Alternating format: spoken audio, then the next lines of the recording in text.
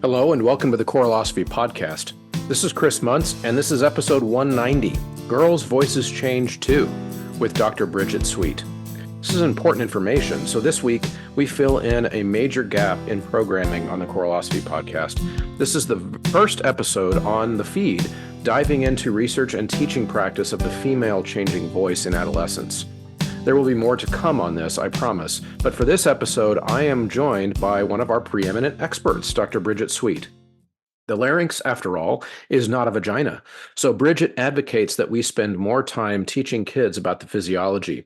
The kids might giggle when you show a picture of the larynx, but they'll get over it. In this week's episode, we talk about the issues created by this gap in choral music education in particular, about this topic and its related research, as well as strategies for teachers to address the changes in girls' voices and to normalize the experience in the same way we should for boys, and many of us already do. We also discuss the realities that teachers face that cause us to focus more on the voice changes of the boys. It gets more of our attention, so often the girls' needs go unaddressed. Part of this occurs with the overly common practice of voice part labels applied to girls at way too early an age. This episode is both helpful, challenging, and important, so stay tuned all the way to the end. I am really excited to announce, after many requests, there is now a Choralosophy merch store. All you need to do is go to the website, choralosophy.com, look for the shop button in the top. You can find Literacy is Equity shirts and sweatshirts and signs for your room. You can find the Thank You for Your Mistake signs, which I love to put on the wall of a classroom, as well as a variety of other show designs, and you can sport your Choralosopher status by going to choralosophy.com/shop and checking out the store there.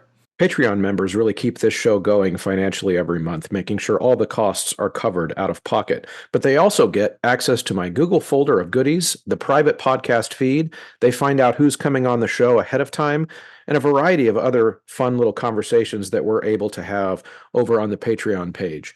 The producers and inner circle at Patreon are Brannigan Lawrence, Brian Long, Chandler Smith, Venture Studios, Jonah Clicksbull, Angie Schilling, David Kowalczyk, DF, Kyle Peterson, Max Jackson, Michael Herron, Ryan Main, and Stephen Kathy Kakachik.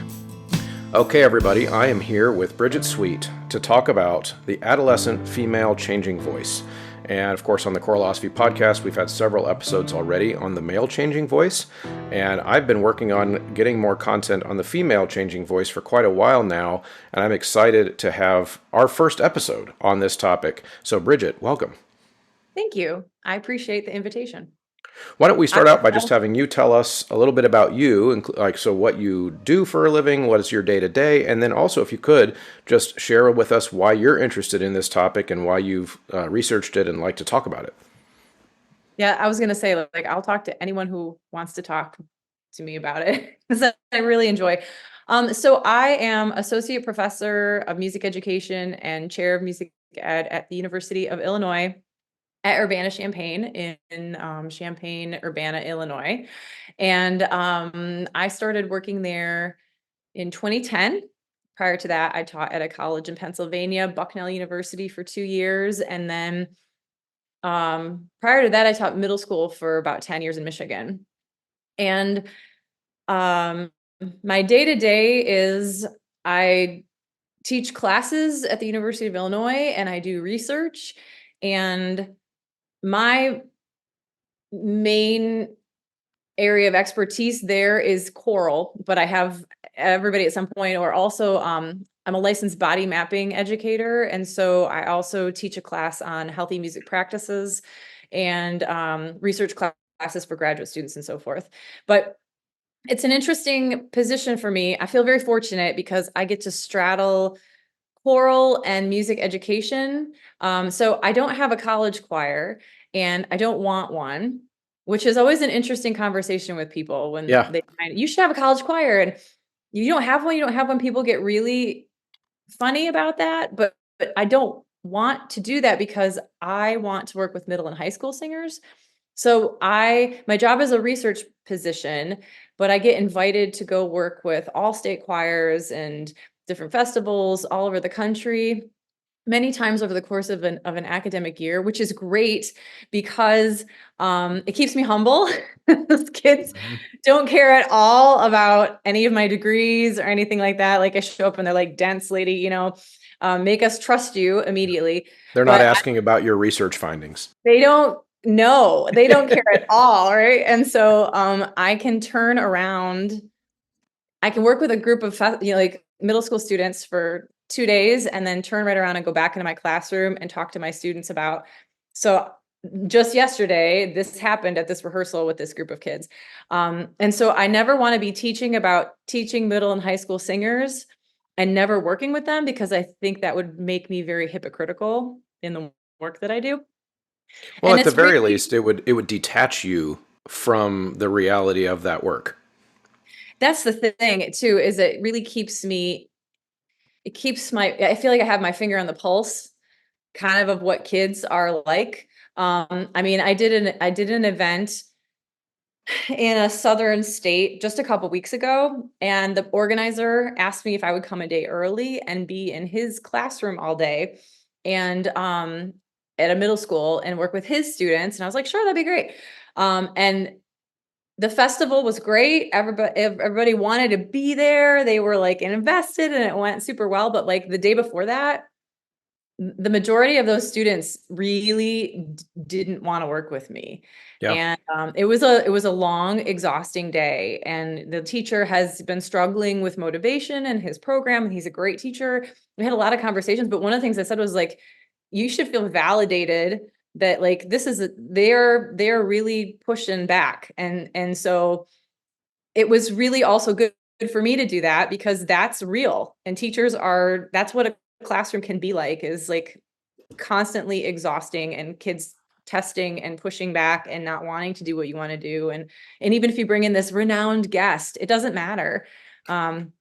Kids are kids. And Yeah. so it was a really good experience for me to say, okay, do that. And then I did the festival, so I can go back to my classroom and be like, the festival is great, but that was a totally different experience. And that's not a typical day-to-day sort of experience for teachers. And so let's talk about what I gained from this other as well. So Yeah. so that my day-to-day is varied, and I really do feel fortunate that I can do those sorts of things. All to That's say that great. I don't want a college choir for a lot of that Yeah. reason. No, that's really great. Now, where along that journey did you zero in or find that adolescent voice change as a topic that kind of lit your fire? I was a master's student at Michigan State, and I got interested in male voice change because I hadn't really learned a lot in my undergrad. And then that was something that I just kind of did research on. And then my master's thesis looked at reasons for participation in choirs and stuff, blah, blah, blah. And so, but the literature out there was all focused on the male changing voice. And I was a Yep. teacher, and I had boys in my choir, assigned female or assigned male at birth students in my choir. And I wanted to know more about that. And then when I got into my doctoral program, one of my comp questions, I asked if I could do a review of the literature that was out in the profession on male and female changing voice. And I think that was probably the first time I graduated my PhD in 2008 from Michigan State. And I think that was probably the first time that I had ever really recognized that there was a discrepancy in at least the publications that were out there. But again, I didn't think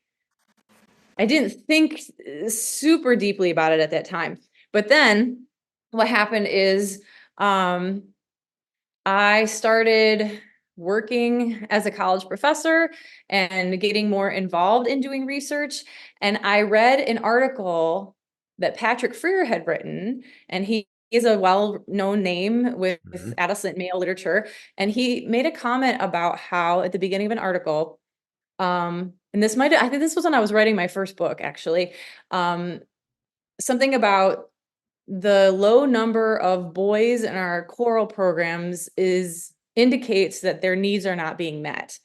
And for some reason, that just hit me like a bolt of lightning. And I thought, I don't think the inverse is true. I don't think that we can say that because we have all of these female singers in our choirs that their needs are being met. And then that led me to unpack a lot of my own experiences as someone whose voice changed in middle school, and I played the piano. And so I had a good ear. So I got put on the alto line as a sixth grader, and then in seventh grade, and then in eighth grade. And by then, my identity had been locked in. And I went all through high school singing alto, and then as in college singing second alto, and as an adult. And so I'm 47 years old, and I spent the majority of my life doing bicep curls with my left arm and never my right. Uh-huh. I mean, it just really, it's all musculature. And I just kind of came to realize that there's an equity issue in the profession about how we pay attention to this giant population of people in our choir.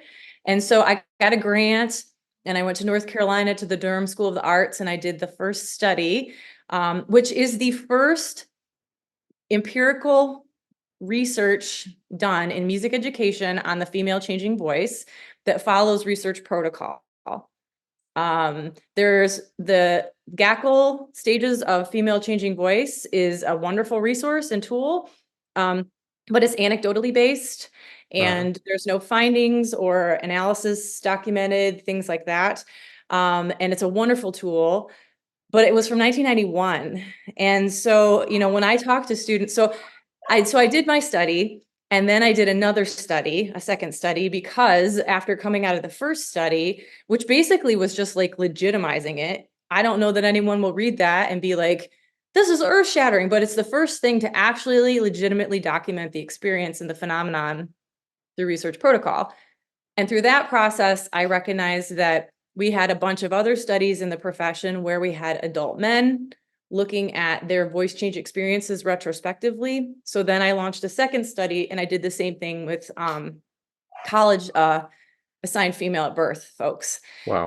And had them talk about that. And then since then, Elizabeth Parker at Temple and I did a vocal identity study, vocal identity development with 39 female singers. I've written a second book called Thinking Outside the Voice Box, Adolescent Voice Change in Music Education, where I've unpacked so much of this. But a lot of it is that when I go present about this at conferences, our profession historically defaults to classification systems in meeting the needs of students. And I've got a whole lot of information from vocology and from voice science. And it's interesting because I can go back and I can put up, especially with female voices, 91 is when Lynn Gaggle published her stages. And I'll put that on the board along with a bunch of other dates, John Cooksey's as well. But I'll ask the people that are in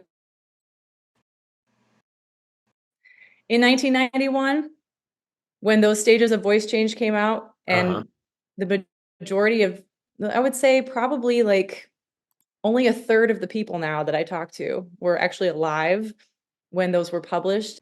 Don't forget, music educators can save money when they use the Choralosophy discount code at websites they should probably be going to anyway. Those websites are sightreadingfactory.com for your membership and your students' memberships, which is crucial, mymusicfolders.com anytime you need choir folders or other paraphernalia, and sheet music at graphitepublishing.com and endeavorpublishing.com. It's okay, I think we can kind of go back through a lot of your story, and I have some questions because I think this would help people think about this. So you mentioned Patrick's statement about boys not being in choir because we're not meeting their needs, and then the inverse is not necessarily true. Now, I agree with Patrick in the sense that I've made very similar arguments before here that that we have, if we have a demographic gap in choral music of sometimes 2-to-1 females to males, or that's in a good situation in like a high school choir to have 2-to-1. A lot of places 3-to-1, 4-to-1. That there is an issue there, but I also agree with you to say that the inverse is not necessarily true. To me, just means that we might be meeting less of the boys' needs, but that doesn't mean that we're meeting all the girls' needs. Exactly. Does that kind of jive with what you're saying? That's what I'm saying. Yeah. Okay. Yeah. Yeah. So it's not to What I say have, not to say that there's no issue with the boys. It's just that there doesn't no, mean. that was the impetus Yep. for me suddenly turning my attention to the females in our choir, Hmm. Now, why do you was when I think? read that, thinking, but we're not talking about them. Now, why aren't we talking about them? So I'm interested in your opinion about, because I will fully acknowledge I don't know as much about the female changing voice. I do talk about it to my girls at school, but not enough and not nearly as much about as the boys, mostly because I don't know. So I'm interested in your opinion about, like, why is it that I don't know? Why is it that we don't know as much in the choral world? I think, and this, I have a lot of thoughts on this, and it'll lead me to talk to a little bit in study other research that I'm putting together now too. Let me start with like the basics, right? That Hmm. we don't hear the change orally as, as it with treble singers as we do with bass baritone singers. When I talk to people about voice change, I try to use an analogy of string instruments, that everybody as a child is a violin. And then and I wrote about this in my second book, and then during voice change, uh, our female students, it stretches out to a viola. So the timbre is different, slightly different, but similar, very similar, and it's played in a really similar way. Hmm. If you like ask a viola player if their instrument's the same as a violin, like they will cut you. They'll be like, it is a totally new instrument. Like that is significantly important to acknowledge that the viola is not the same thing as a violin. Right. So for our females, it's very similar, but it's a totally new instrument. Everybody goes through laryngeal growth. For males, the larynx grows anterior posteriorly. So we end up seeing the protrusion of the laryngeal cartilage, the thyroid cartilage in the front, which is the Adam's apple. For females, the larynx grows up and down and rounds out. So we don't see something outwardly Hmm. following voice change. So there's a physical sort of thing when we're looking at students. But then when we have our male students taking the violin and stretching it out to a string bass, so you have an instrument that's significantly different in how it looks and how it sounds, and it can't be played with the same technique. Yeah. So that's the analogy that I use. The other thing that goes along with this that I'm trying to talk about as much as possible, and I've written about this, and this is leading into a study that I'm doing, is premenstrual vocal syndrome. So in the voice sciences, they have been talking about this for decades. And this is basically anyone who has a menstrual cycle. Voice scientists have done research where they have taken cervical cells and they've taken vocal fold cells and put them on a slide, and they couldn't tell the difference. Hmm. So same cells that make up our sex organs make up our vocal fold tissue, which means that when we have fluctuations of hormones in our body, that affects our voices on a cellular level. Yeah, that makes And sense. that also does impact like estrogen drops, because it's estrogen and progesterone levels. And that affects singers who are pregnant. It affects singers who are in menopause. The changes in hormone levels in the body affect the voice literally on a cellular level. They swell, there's less stamina, more fatigue. And so the studies that have been done though on this have been done with adult women with regulated cycles. And when you're working with middle and high school singers, there's nothing regulated about their hormone levels yet. And so every time those hormones fluctuate, whether it be around the time of ovulation or time of menstruation, the cells in the larynx are affected. Yeah.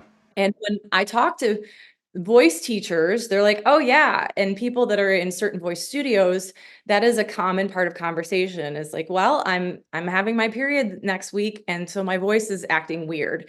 And once people start to get in tune to that, they notice how their voice operates in relation to their menstrual cycle.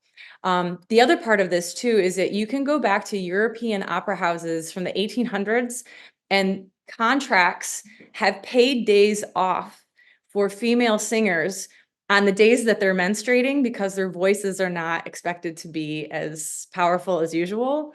And I found an instance as well where there were singers that, like, if they did sing, they would wear like a red flower on their dress. So when they came out onto stage, then the audience would be more kind as they were listening, which I was like, can you imagine if I walked into That's class one day and hilarious. I was like, had a flower on my jacket and I'd be like, don't mess with me today. Like it just be, it's incredible. So I think part of the problem is that the bigger question that you ask is like, why don't we know about it? Is because voice science is, people are talking about this, but not in choral music education. Choralosophy listeners will remember RyanMain.com, but he has recently created EndeavorMusicPublishing.com, which is something different, something bigger, and something better. Endeavor is not a marketplace. It's a traditional publisher with a 21st century business model, which means that they have editing. Each piece is chosen and selected with accessibility in mind. Endeavor supports composers with a majority of the sales going right to the composer. Plus, there are tons of voicings to fit the needs of your program, instant downloads, full recordings, practice materials, and more. So head over to EndeavorMusicPublishing.com now and check out the catalog. We're not talking about it with the people that are actually working with these students the most with their voices on a daily basis. Yeah. And I think, there's a lot of social stigmas about what the voice looks like. My big tagline is that, like, the larynx is not a vagina. Like, we have to get over the fact of what it looks like, and we have to show pictures of it and videos of it and laryngoscope and do all the things. But there's this social stigma about what it looks like. We got to pretend it doesn't look like a vagina because the students will think it looks like that. And I say, like, let the students think, let them know we all have one. Actually, there's a really funny story. If they can talk about it in health class, they can talk about it in choir. Exactly. Yeah. One of my undergrads, he's a graduate now, and we laughed and laughed and laughed because he was telling me, what you should do, Dr. Sweet, is that, there's those things where when you want to log into a website or whatever, and it's like, click all the stoplights or whatever. He's like, you should have it would be like a vagina and a larynx, and like people have to tell you which one is which. So we were joking about that. But my grad students gave me a laryngeal model with a plaque on it that says the larynx is not a vagina. And I have that in my office. That's great. I'll have to just trying to desensitize it. I'll have to put a t-shirt. I'll have to make a t-shirt for my merchandise store. I would wear that. But I think that's a big problem, is that when we start talking about anatomy and physiology, our voices are made of cells and it's all musculature and cells. But when we start talking about like how it's impacted on a biological, physiological level, there's some other stuff that comes along with that. And, I have students, I'll talk to teachers who identify as male, and they're like, how do I talk about this with my singers? And to me, the big thing is, like, if you're talking about anatomy and physiology, you don't have to be like, now, when are we menstruating? Like, you don't have to do that, but you can say hormone fluctuations in your body are normal during puberty, which is where y'all are. And if you're talking about, anatomy and physiology of what happens during voice change, which we should be, this can just fold into that and say, like, some days based on where your hormones are, your voice might feel kind of wonky, and that's okay. Yeah. And just like normalize the fact that like their voices can change, especially female voices can change on a daily basis just because of hormones in their body. Yeah. Now, okay, so I have a more cynical take on the answer to the question. Okay. And I'm guilty of it. I'm guilty of it, and I know that this is out there. One of the reasons I'm talking to you is because I'm trying to know more and do better for the girls in my class. But the reason I don't know as much about it is because the female changing voice doesn't cause me a pain in my butt every day in the same way that the boys changing voice does. To your knowledge, yeah. That's what I mean. Doesn't cause me the pain, the pain in the butt, right? Yeah. Because the girls, if they're struggling, don't tell me. And the boys, of course, we have the recruiting issues. We got to get more of them. We got to get them feeling comfortable. We've got to get them figuring out their instruments so that I don't have to. So that, to be quite honest, so that the auditions for the upper level choirs at our school are more equitable, and then because if I get more boys, then I can get more girls in there, and so there's all these things that happen to the point where me just like kind of following the ducks in a row of doing my job every day leads me towards needing more information about the boy's voice. It doesn't make it okay. It's just that that's kind of what happens. That's what Yep. ends up happening. And because, and I think you said this earlier, but because I also don't hear the problem as readily as I do with the boys, and so then it creates this disparity. So, and I see you nodding, so I feel like you kind of agree that yes, that is something that happens with Uh-huh. people. Is that fair? That I think happens? that's I think that's the issue. And in the first study that I did, where I talked to these 6th through 12th graders across the year, um, you know, they were saying the same things that had been documented as said by adolescent males during voice change. They were using the words humiliated. They were using the words, like afraid, fear. They were saying all of the things that have been documented and printed and published on male changing voices. But we haven't. This is my study was the first study that came out on this. So it's just not woven into the fabric of what we do. And the only thing that we talk about in this profession historically about female changing voice is assigning a label. It's not about meeting needs. It's assigning a label. And then that is highly problematic, right? So Let's talk about that, the signing a mhm, label thing.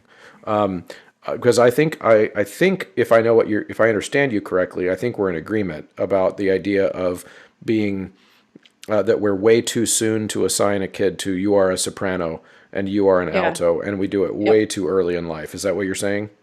I'm saying that Hmm. if I were to bring my 12-year-old kid out here and be like, hey, I have this contract here for I'm in near Chicago, so no judgment.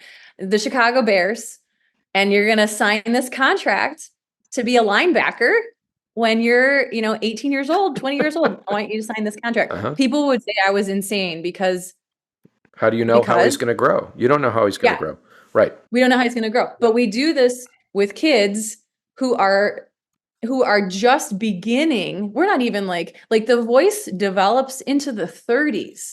Mid 30s is still vocal development. I mean, we get through like adolescent growth, right? And then everything gets there's ossification and calcification of the cartilage, and it gets heftier and more powerful, and we gain musculature, and we gain all this ability for control and nuance with our voice. That goes into the 30s.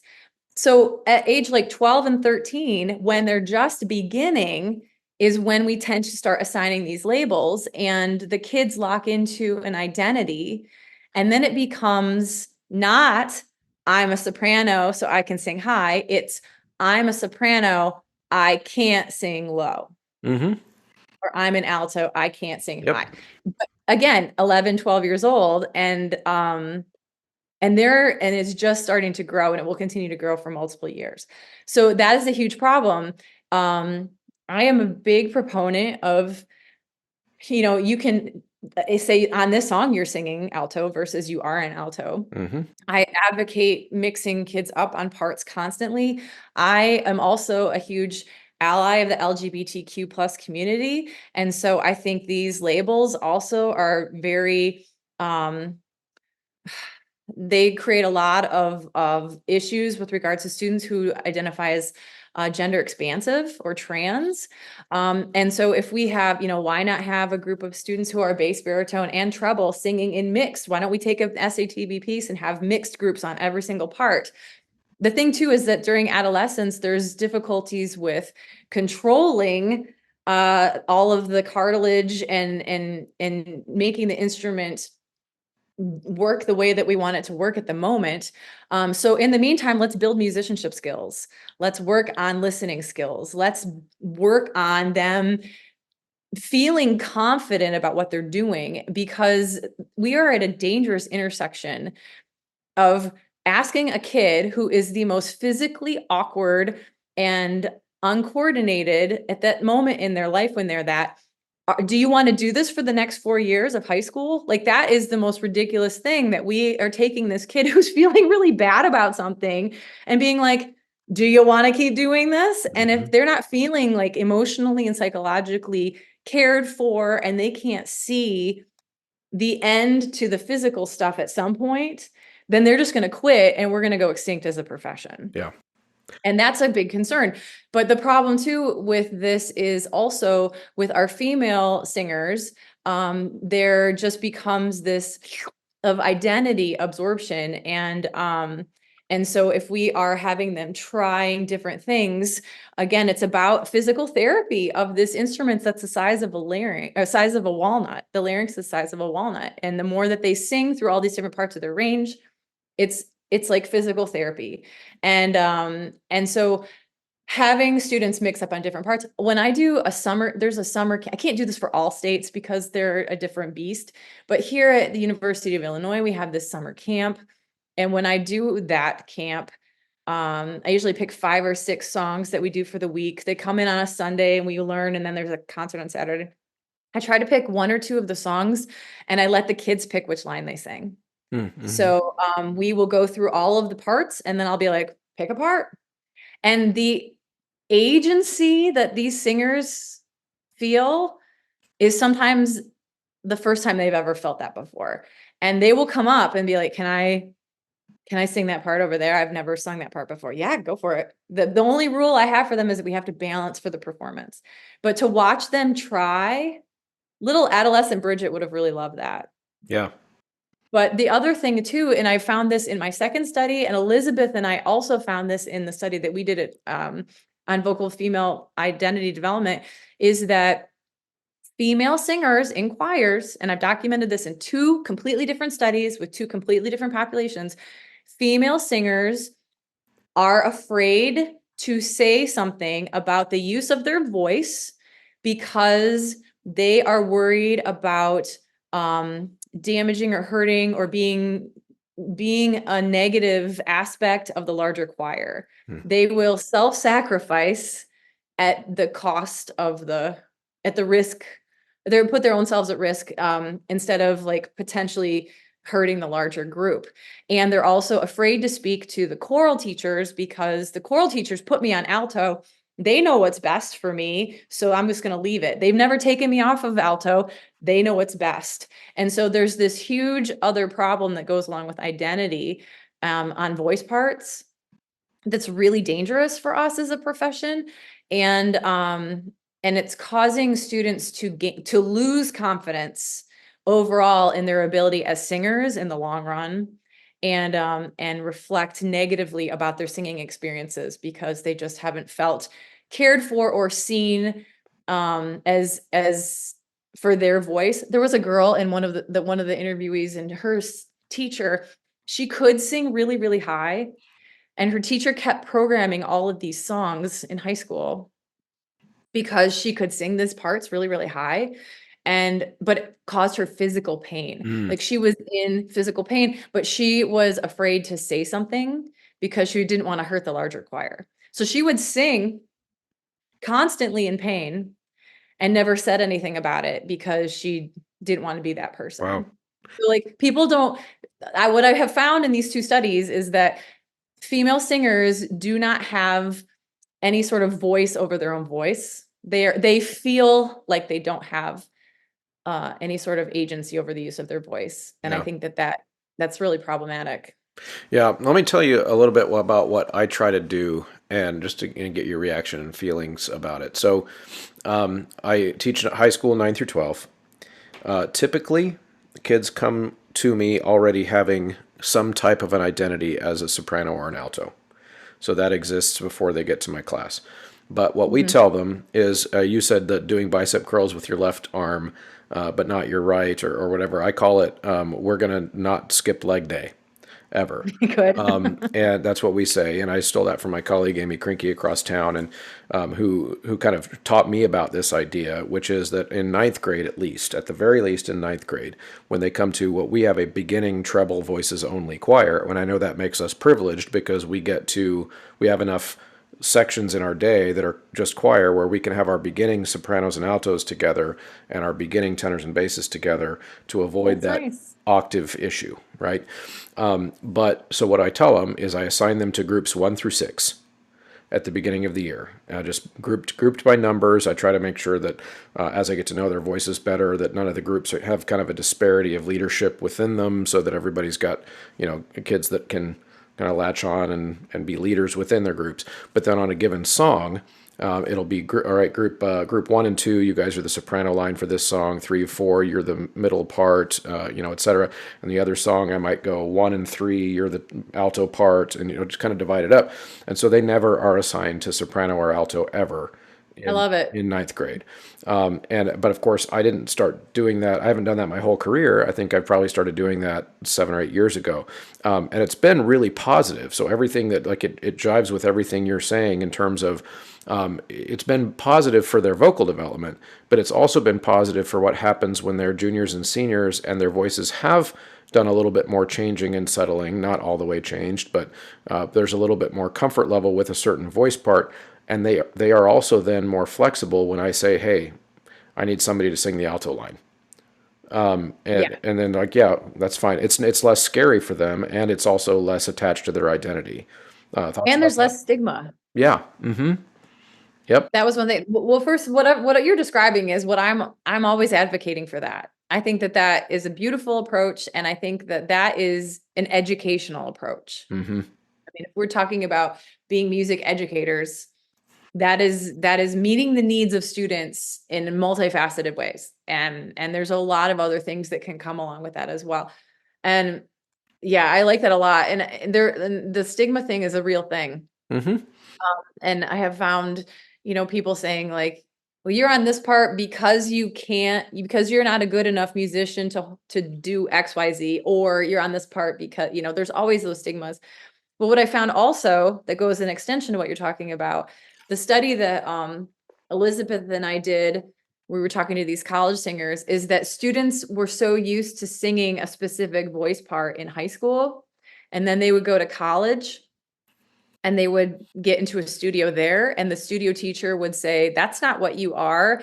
And then the studio teacher would change all the repertoire and they were having these identity crises, and then confidence was just plummeting. Mm-hmm. And they said, like, I have been singing at alto for the last 7 years of my life, and now this person's telling me I'm a first soprano, and they have there's no skills, there's no confidence, there's no so what you're doing also really nicely lays the groundwork for when they go beyond your classroom Mm-hmm.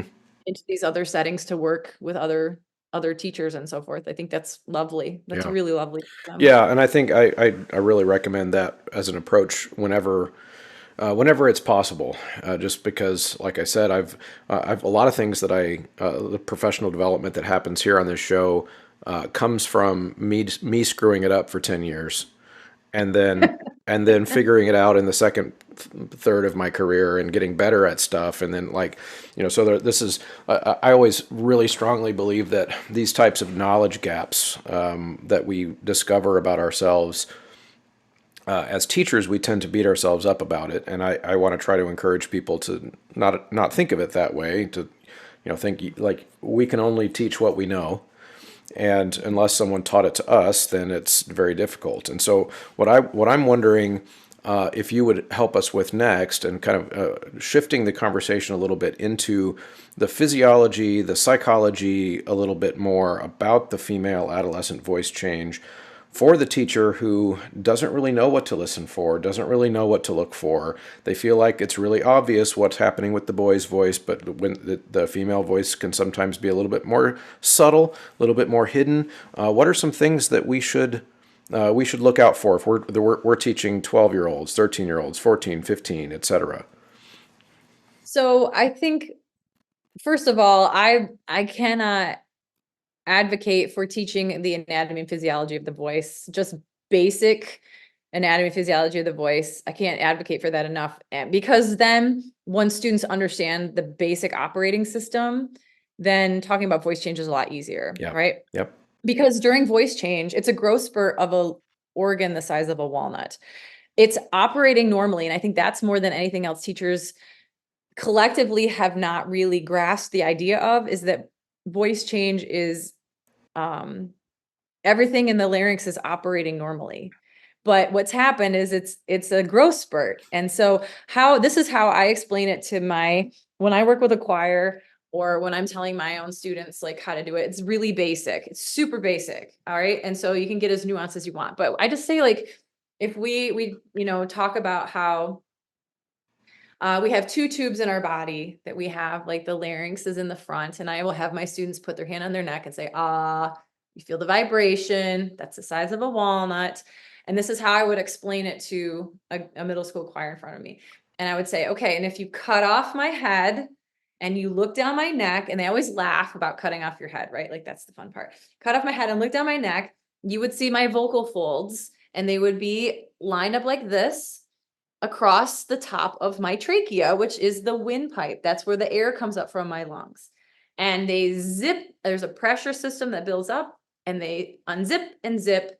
And this motion is what creates the sound of our voice. I know it's more nuanced than that, but that's what kids just basics, right? Yeah. So then I have kids do from elbow to fingertips and like, try this with me, blah, blah, blah, blah. And then I'll say, okay, now during voice change then, however, what's happened is that this side has grown a little bit longer than this side. And so when we are trying to line that up, we don't line it up all the way. And then I'll say, and then what happens? And they'll say, well, there's a space. Okay, so what happens then with the space? Well, then there's more air. Okay, right. So breathiness is normal for changing voice. And I find adolescents to just be like the most sincere creatures on the planet. They can't hide anything. And I think, for me, the voice of a changing voice treble singer is like the most pure, sincere sound ever. It's not the prettiest sound. It's not always the most accurate sound, but it is just like the most sincere sound. And I have found in my experience that teachers don't have their ears calibrated properly for what a healthy changing voice sound is supposed to sound like. It's supposed to sound breathy and colorless and thin, because the musculature is just not developed. And because there are, especially in the back of the glottis, the posterior glottis is the last place where we really gain control. There's always going to be this gap at the back of it, right? So one of the things I encourage teachers to avoid is to constantly default to the idea of you need more breath support. Oh, yes. Huge breath pet peeve. support, right? The breath support, if we truly understand how breathing works, and the body mapping teacher in me too has realized like how I have had to relearn this too over the course of my career. But I hear more often than not, if you have a treble choir, changing female voices singing breathy, I hear more often than not, like, more breath support. Well, then to the kids, that means forcing the vocal folds together. And then what ultimately ends up happening is you end up with a pressed sound, you end up with a forced sound. So the kids could be singing perfectly healthy, but there's a normal amount of air because of their age and their developmental stage. And we'll say, like, you need more breath support. And then I can force my vocal folds together. I can make that close. I can give you that sound you want, but it's not the healthy sound for that age group. And so we have to temper our expectations of what that sound is supposed to sound like. They are not going to sound like high school singers. They're not going to sound like seniors. They're not going to sound like they're not going to sound like the people on the radio, like, right? Like, it's going to be a breathy sound for a lot of them. Yeah. And so I think more often than not, that's the biggest problem I see. So that would be my practical advice to teachers, is to understand basic anatomy, physiology, teach it to your kids, let them know what's happening with voice change so that they know that they'll overcome that. But then also you have to listen to healthy changing voices, choirs, so that you can keep your ears calibrated. Yeah. I think I would die. Actually, I wouldn't die. I think I would pee my pants from delight. I've said this many times. If I actually heard a real middle school choir singing on an ACDA convention stage. Real meaning? Real meaning that there's breathiness there, and there's like, it's like, here's the note, and there's like buckshot, right? Like, it's all relative pitch and they're kind of moving together, like something that really, really lets teachers hear what a healthy changing voice choir sounds like. I think the choirs that get brought in a lot that are the children's choirs from around the country, they're wonderful and they do great work, but it's not what teachers are finding daily in their classrooms. Right. And it sets an unrealistic expectation of what tone should sound like, what these sorts of sounds that age group should sound like. And so it's hard to find healthy models. Yeah. So, So having teachers just acknowledge that this is a problem in our profession as well. for sure, and I agree with all that. I'm gonna challenge you a little bit, and maybe we won't even disagree. I think there's some nuance here in this breathy singing conversation. It's all So contextual. say again. It's all contextual. Yes, and breathiness is a spectrum. Yeah, I totally agree with that. In other words, sometimes the singer could be singing at, even at age 12, 13, right in that breathiest time of voice change. Sometimes they could just be not coordinating their onset. Air is escaping because they're singing very tentatively, and they could get quite a bit of that air escaping to stop without it being unhealthy. But you're right. You can then very easily go past the point of healthiness and getting them to force the folds closed. And I think one of the I think biggest, that's the problem. That's the stock response as to what to do with a breathy sound. yeah, And it's not to consider the sound that's in front of me. That's where the money is, right? We got to right. think who's in front of me. Yeah, yeah. No, essentially, what I advocate for, I have an episode on the show from a couple of years ago. It was a short 20-minute episode where I basically just explained that stop asking your kids to sing louder. And it was based on the idea that there's a certain onset coordination phenomenon that occurs in young singers. A lot of it is psychological, which is simply I take a breath to sing. I right before I'm about to sing, I freak out, and then there's this sound that happens, and then when they get in that habit, then the teacher asks for a louder sound, but the vocal folds are not even touching, so then they just blow air through it. It gets worse, and then they go on a Facebook group and say, "I can't get my kids to sing louder. I just don't know what to do." And so the thing I advocate for is essentially have a checklist in your mind of technical things that you can observe. If the student is coordinating the onset, in other words, you can feel a timing, a rhythm to the breath, and then the start of the sound, then and the tongue's in the right spot, and the mouth is open in the right way, or whatever, and it's still breathy, well, then you're probably dealing with a voice change. But you can solve a lot of problems just by going through that little checklist, and you're not going to get rid of all the breathy, but you're going to get rid of a good amount of it. And I think it's just but I think if people were more aware of what that voice change in female voices sounds like, then I think that would help us close a lot of these gaps. Thoughts? I agree with what you're saying. I think it's hard when people say like, what are your top things you would do? Or what are your top pieces? Or what are your, like, I don't know, because it's so contextual. It depends on who's standing in front of me. I mean, I have Mm-hmm. like, we're speaking very generally in this conversation, Right. but if I was actually in a room with kids, like I would have to figure out what's going on with them in that moment, right? And what are the needs? So yeah, we do have our toolboxes. I agree with what you're saying. Um, I just think in my experience, the expectations for that age group are that they can just get rid of that, and that is dangerous. It's just an anatomical characteristic of their voice for a period of time, not forever, and it will go away. And Yeah. um Yeah, and I see that. I also see, I guess I see problems at both ends of the spectrum, which is, oh, I learned at a ACDA convention that girls in age 13 or 14 have breathy voices, so if it's breathy, I'm just going to leave them alone about it. Not going to do anything to help that problem. Or I'm going to, at the other end of the spectrum, I'm going to force their folds closed. Even if I have to reach down their throat and squeeze them together, we're going to get those folds to touch. So there are issues, pedagogical issues at both ends of the spectrum, which is kind of why I framed it that way. yeah, and that's why we have to be doing voice check-ins with our students on a regular Mm-hmm. basis, so Mm-hmm. that we understand how Bridget's voice is different from Evelyn's voice, is different from Maria's voice. Like, Mm-hmm. and if we, and that takes time.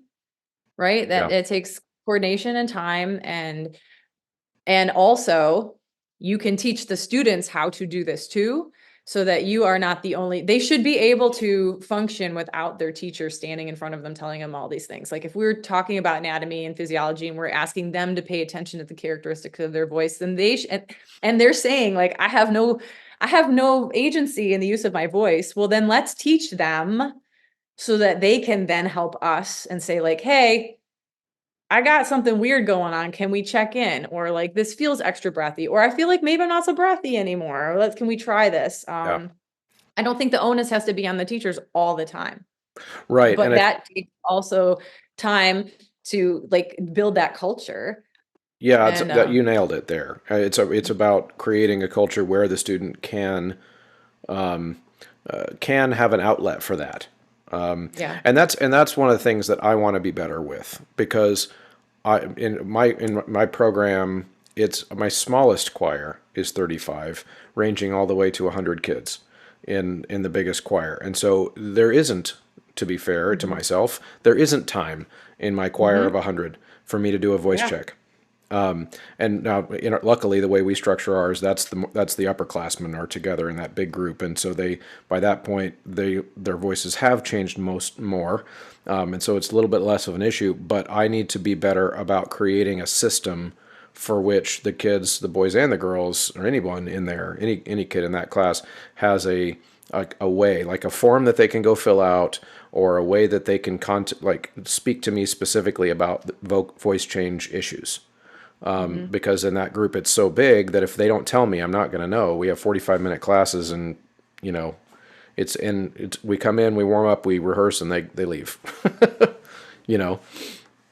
It's that's a big part of it, Hmm. is just teaching them. I think the celebration of it also, like, it's also validating this as an experience for everybody, that everyone goes through this. And um, Katie Bruton was a former student of mine, and I went and helped out in her classroom a couple of years ago, and she had this thing on the wall, and it was the voice crack parking lot. And when her students' voices would crack, they would put their thumb in a no in a ink pad, and they Hmm. would put their thumbprint on there, and they would autograph it and date it, and that just kind of came like a visual thing to be like, hey, we're all here together. And it just, I don't know, but they would be like, hey, this happened to me, and they started owning that. And then instead of being embarrassed when something happened, any of the students, boys and girls, like, I got a crack, like, then it became like almost a source of pride, or like, I made the parking lot, right? So getting them to be able to speak up, comfortable to speak up about these sorts of things, and understand it's completely normal and it's nothing to be embarrassed about, and that Right. um, Yeah. that's really, adolescents have so little control over so much that's happening in their lives, and just the more understanding, the more knowledge that they have, the more power they have in knowledge. And that's where they can feel confident, is any place we can give them agency and any sort of control Yeah. at a time in life when they just don't have a lot. Yeah. Yeah, that's really good and really well said. I want to ask for one more piece of advice as we kind of put a bow on all of this. So let's say, because I would put, like I've kind of been hinting at, I've got growth to do in this area. I've got learning to do in this area. But I would put myself as kind of like in the middle of teachers knowing stuff about the female changing voice. So let's say that you're going to walk into a high school choir classroom tomorrow. You as you, right? And you're going to help a teacher who has been really communicating nothing to their kids about this, and it's already March, right? Because my belief is that when we know better, we can start tomorrow. We can like do something tomorrow. What would be your advice to that teacher who doesn't really talk very much about this to their kids, and it's March, and you want to go in and help their kids start this journey with whether it be exercises or bits of advice or lessons? What would you start with? I would start with anatomy and Yep. physiology, Mm-hmm. because it's science based, and it's indisputable. Right. Like, Yeah. the larynx operates this way, this works this way. And so then it has emotion removed from the voice change process at the moment. It's about, this is what happens normally, and then this is what happens during voice change, or this is what happens during puberty. And there's a video, it's like vocal cords while singing, I think is the name of it, on YouTube. And it's been viewed a whole bunch of times. And it's a video, it's 4 people, it's an SATB choir, and it's a laryngoscope for each person, and they sing a madrigal Yes, at I've the seen same it. time. You've Yeah, seen it's it? great. Yeah. It's great. And I try to find things like that are available to anybody, right? So you can play that for your students and just acknowledge that this is where we're starting. I think, and more than anything else, like that, so many teachers think of the voice as this glowing orb that is the Little Mermaid's voice from the original Little Mermaid movie, right? Like, it's just this mysterious thing that we don't know anything about, and Yeah. we know absolutely everything that's happening in there. Vocology, like there are troops of people on this planet whose job is to understand what's happening. Speech language pathologists, that are what's happening in the voice, but music education is just woefully in the dark about this. Mm-hmm. That is where I would start. Yeah. I would start with that. Yeah. And then from there, I would encourage students to just start to notice things about their individual voice. Maybe keep a journal, maybe like the weekly log or something like that, just so they start to gain understanding of their voice, with the understanding that their voice is different from anyone else's voice in that room. Mm-hmm. Yep. To promote that idea of an individuality and confidence and so forth, and that everyone has kind of individual needs. Yeah. With that. Yeah, I'm brainstorming as you say all that. I'm thinking like, my kids were one-to-one school, so they all have a device, like a Chromebook. They could have a voice journal that they could use to reflect for themselves. But then if there was something in particular in that journal that they needed me to see, they could simply right-click, comment, tag Mr. Muntz, boom. And in their regular activity, which is to voice journal, and if it's something distressing to them, they really want me to know about it, but maybe they're too scared to walk up to me or whatever. Because a lot of times kids are actually more comfortable sending a text, or they're more comfortable doing a quick message. I might look into that. I think that might be a really cool idea, a way to increase that communication in a very busy class with lots of kids. Where we don't really have time to go down the row and just say, all right, how's everyone feeling with their voice today? And let everyone share. I could get through half of my sopranos and then we would be out of time. So, these are great ideas. Now, on the way out, you mentioned you did some research. How can we find that? You mentioned that you wrote a book, or more than one, Yes. maybe. 2. How do we find those? And why don't you tell us about those things before we go? Okay, so the studies I've been talking about today are published in the Journal of Research in Music Education. Okay. So if you're a member of NAFME, you can actually access those through their website.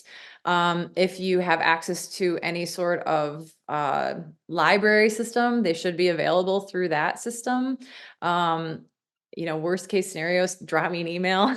I can put you in touch with a copy.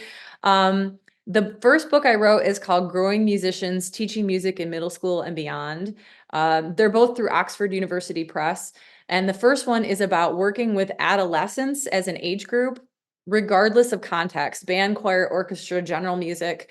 It's about the creature that is the adolescent. Mm-hmm. And that one, I interview a whole bunch of different teachers from all different stages of career and all different parts of the country as well. The books are written very conversationally. The papers are research academic papers. The books are not.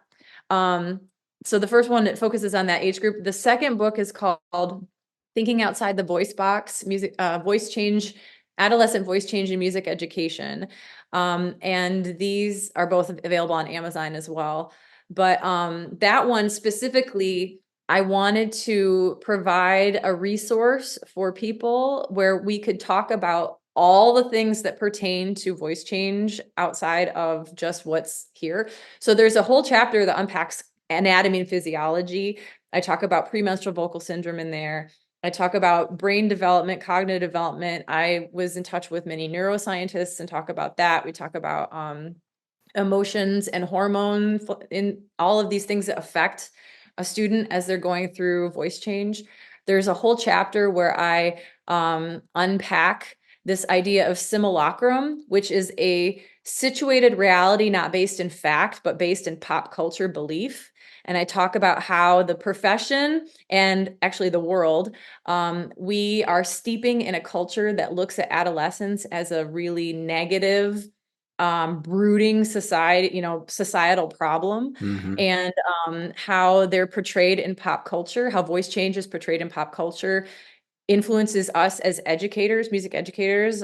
We come into the profession thinking that voice change is going to be horrible and nobody, I don't want to do this because of the societal beliefs that we've been stewing in, and how our own students are also in that. Yeah. Um, and then there's other chapters too, where I go back and look at everything that the choral music profession has cited and talked about, all of the research that talks about voice change and so forth, classification systems back to the 1800s, and try to give a highlight so that we know everything that has been really constantly cited with regards to voice change up to current day. And then some of my research is in there. And then there's a section about a documentary called Riot Acts, which is transgender musicians. And they talk about, in a segment of this documentary, voice change from trans perspective.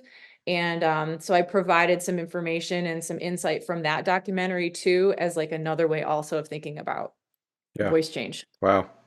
Yeah, that's great. That's all wonderful, and I'll gather as much as I can in terms of links, and I'll put them in the show notes for this Cool. episode, which Thanks. would be great. Okay, so this was awesome. This was awesome. Anything that I didn't let you say before we sign off? I don't think so. I think I guess just the only thing is that it's a really amazing age group, middle school and high school, and I really hope that we could have more advocates for adolescents in this world, especially in the choral music ed profession, and understand that voice change isn't a bad thing, and that kids are just doing what they're supposed to be doing and Yeah. growing, and that and there's a lot of joy in that process. And so I just encourage people to think more glass half full about it all. Yeah, that's great. I would like that for our profession. Agreed. That's incredible. Well, thank you so much, Bridget, for joining me. This was a blast. You're welcome. Thanks for the invitation. Thank you all for listening to this episode. As always, the way that we keep Choralosophy moving into the future. We just hit 5 years, and the way we hit 5 more years and continue to grow and expand, the way that this platform can be valuable to you, the listener, and can continue to be valuable to the music education landscape is you being involved. The ways that you can be involved, of course, are entering the Choralosophy promo code at all the websites that allow that. They are amazing partners that have been with us mostly since the beginning. That's SightReadingFactory.com, MyMusicFolders.com. That is also EndeavorPublishing.com and GraphitePublishing.com. You can also, of course, go over to Ludus and check out their products. You can do the things directly for the show that help, like go to patreon.com/Choralosophy and chip in $3 a month. And if you can't do any of those things, I just want you to join the conversation. So head on over to the Choralosophers Facebook page, like, share, leave comments anywhere that you're able to see the content. Those help other people join the conversation as well. We are building a movement here, and we want you to be a part of it. Thank you, everybody. We'll see you next time.